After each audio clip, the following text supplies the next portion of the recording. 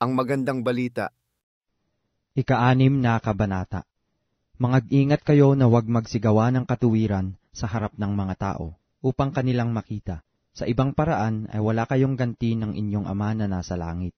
Kaya nga pagka ikaw ay naglilimos, ay huwag kang tutugtog ng pakakak sa harap mo, na gaya ng ginagawa ng mga mapagpaimbabaw sa mga sinagoga at sa mga daan, upang sila'y mangagkapuri sa mga tao. Katotohanang sinasabi ko sa inyo, tinanggap na nila ang sa kanila'y ganti. Datapwat pagka ikaw ay naglilimos, ay huwag maalaman ng iyong kaliwang kamay ang ginagawa ng iyong kanang kamay, upang ang iyong paglilimos ay malihim, at ang iyong Ama na nakakakita sa lihim ay gagantihin ka. At pagka kayo ay nagsisidalangin, ay huwag kayong gaya ng mga mapagpaimbabaw, sapagkat iniibig nila ang magsidalangin ng patayo sa mga sinagoga at sa mga likuang daan, upang sila'y makita ng mga tao. Katotohanang sinasabi ko sa inyo, tinanggap na nila ang sa kanila'y ganti. Datapwat ikaw, pagka ikaw ay mananalangin, pumasok ka sa iyong silid, at kung mailapat mo na ang iyong pinto, ay manalangin ka sa iyong Ama na nasa lihim, at ang iyong Ama na nakakikita sa lihim ay gagantihin ka. At sa pananalangin ninyo ay huwag ninyong gamitin ang walang kabuluhang paulit-ulit, na gaya ng ginagawa ng mga hintil, sapagkat iniisip nilang dahil sa kanilang maraming kasasalita ay didinggin sila. Huwag nga kayong magsigaya sa kanila, sapagkat talastas ng inyong Ama ang mga bagay na inyong kinakailangan, bago ninyo hingin sa Kanya. Magsidalangin nga kayo ng ganito, Ama namin na nasa langit ka, sambahin nawa ang pangalan mo. Dumating nawa ang kaharian mo. Gawin nawa ang iyong kalooban, kung paano sa langit, gayon din naman sa lupa. Ibigay mo sa amin ngayon ang aming kakanin sa araw-araw, at ipatawad mo sa amin ang aming mga utang, gaya naman namin na nagpatawad sa mga may utang sa amin. At huwag mo kaming ihatid sa tukso, kundi iligtas mo kami sa masama, sapagkat iyo ang kaharian, at ang kapangyarihan, at ang kaluwalhatian, magpakailanman siya nawa. Sapagkat kung ipatawad ninyo sa mga tao ang kanilang mga kasalanan, ay patatawarin naman kayo ng inyong Ama sa kalangitan. Datapwat kung hindi ninyo ipatawad sa mga tao ang kanilang mga kasalanan, ay hindi rin naman kayo patatawarin ng inyong Ama ng inyong mga kasalanan. Bukod dito, pagka kayo'y nangag-aayuno, ay huwag kayong gaya ng mga mapagpaimbabaw, na may mapapanglaw na mukha, sapagkat kanilang pinasasama ang mga mukha nila upang makita ng mga tao na sila'y nangag-aayuno. Katotohanang sinasabi ko sa inyo, tinanggap na nila ang sa kanila'y ganti. Datapwat ikaw sa pag-aayuno mo, ay langisan mo ang iyong ulo, at hilamusan mo ang iyong muka, upang huwag kang makita ng mga tao na ikaw ay nag-aayuno, kundi ng Ama mo na nasa lihim. At ang Ama mo na nakakikita sa lihim ay gagantihin ka. Huwag kayong magtipon ng mga kayamanan sa lupa, na dito'y sumisira ang tanga at ang kalawang. At dito'y nanghuhukay at nagsisipagnakaw ang mga magnanakaw, kundi magtipon kayo ng mga kayamanan sa langit, na dooy hindi sumisira kahit ang tanga, kahit ang kalawang, at dooy hindi nanghuhukay at hindi nagsisipagnakaw ang mga magnanakaw. Sapagkat kung saan naroon ang iyong kayamanan, doon naman doroon ang iyong puso. Ang ilawan ng katawan ay ang mata.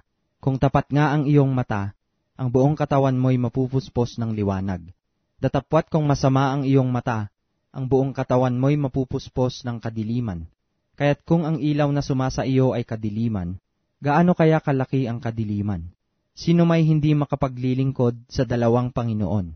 Sapagkat kapupuotan niya ang isa at iibigin ang ikalawa, o kaya'y magtatapat siya sa isa at pawawalang halaga ang ikalawa. Hindi kayo makapaglilingkod sa Diyos at sa mga kayamanan. Kaya nga sinasabi ko sa inyo, huwag kayong mga balisa sa inyong pamumuhay, kung ano baga ang inyong kakanin, o kung ano ang inyong iinumin, kahit ang sa inyong katawan, kung ano ang inyong daramtin. Hindi baga mahigit ang buhay kaysa pagkain, at ang katawan kaysa pananamit? Masdan ninyo ang mga ibon sa langit, na hindi sila nangaghahasik, ni nagsisigapas, at nangagtitipon man sa mga bangan, at sila'y pinakakain ng inyong Ama sa kalangitan. Hindi baga lalong higit ang halaga ninyo kaysa kanila? At alin sa inyo ang sa pagkabalisa ay makapagdaragdag ng 1 siko sa sukat ng kanyang buhay. At tungkol sa pananamit, bakit kayo nangababalisa? Wariin ninyo ang mga liryo sa parang, kung paano nagsisilaki, hindi nangagpapagal, ni nangagsusulid man. Gayon may sinasabi ko sa inyo, na kahit si Salomon man sa buong kaluwalhatian niya, ay hindi nakapaggayak na gaya ng isa sa mga ito. Ngunit kung pinararamtan ng Diyos ng ganito ang damo sa parang, na ngayon ay buhay at sa kinabukas ay iginatong sa kalan, hindi baga lalong-lalo na kayong pararamtan niya? O kayong mga kakaunti ang pananampalataya? Kaya huwag kayong mga balisa, na mangagsabi, ano ang aming kakanin? O ano ang aming iinumin? O ano ang aming daramtin? Sapagkat ang lahat ng mga bagay na ito ay siyang pinaghahanap ng mga hentil. Yamang talastas ng inyong Ama sa kalangitan na kinakailangan ninyo ang lahat ng mga bagay na ito. Datapwat, hanapin muna ninyo ang kanyang kaharian at ang kanyang katuwiran, at ang lahat ng mga bagay na ito ay pawang idaragdag sa inyo. Kaya't huwag ninyong ikabalisa ang sa araw ng bukas, sapagkat ang araw ng bukas ay mababalisa sa kanyang sarili. Sukat na sa kaarawan ang kanyang kasamaan. 6 na kabanata. Mangag-ingat kayo na huwag magsigawa ng katuwiran sa harap ng mga tao, upang kanilang makita. Sa ibang paraan ay wala kayong ganti ng inyong Ama na nasa langit. Kaya nga pagka ikaw ay naglilimos, ay huwag kang tutugtog ng pakakak sa harap mo, na gaya ng ginagawa ng mga mapagpaimbabaw sa mga sinagoga at sa mga daan, upang sila'y mangagkapuri sa mga tao. Katotohanang sinasabi ko sa inyo, tinanggap na nila ang sa kanila'y ganti. Datapwat pagka ikaw ay naglilimos, ay huwag maalaman ng iyong kaliwang kamay ang ginagawa ng iyong kanang kamay, upang ang iyong paglilimos ay malihim, at ang iyong Ama na nakakakita sa lihim ay gagantihin ka. At pagka kayo ay nagsisidalangin, ay huwag kayong gaya ng mga mapagpaimbabaw, sapagkat iniibig nila ang magsidalangin ng patayo sa mga sinagoga at sa mga likuang daan, upang sila'y mangakita ng mga tao. Katotohanang sinasabi ko sa inyo, tinanggap na nila ang sa kanila'y ganti. Datapwat ikaw, pagka ikaw ay mananalangin, pumasok ka sa iyong silid, at kung mailapat mo na ang iyong pinto, ay manalangin ka sa iyong Ama na nasa lihim, at ang iyong Ama na nakakikita sa lihim ay gagantihin ka. At sa pananalangin ninyo ay huwag ninyong gamitin ang walang kabuluhang paulit-ulit, na gaya ng ginagawa ng mga hintil, sapagkat iniisip nilang dahil sa kanilang maraming kasasalita ay didinggin sila.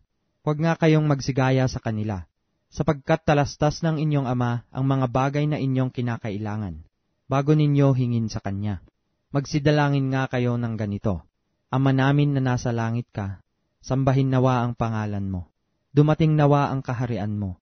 Gawin nawa ang iyong kalooban, kung paano sa langit, gayon din naman sa lupa.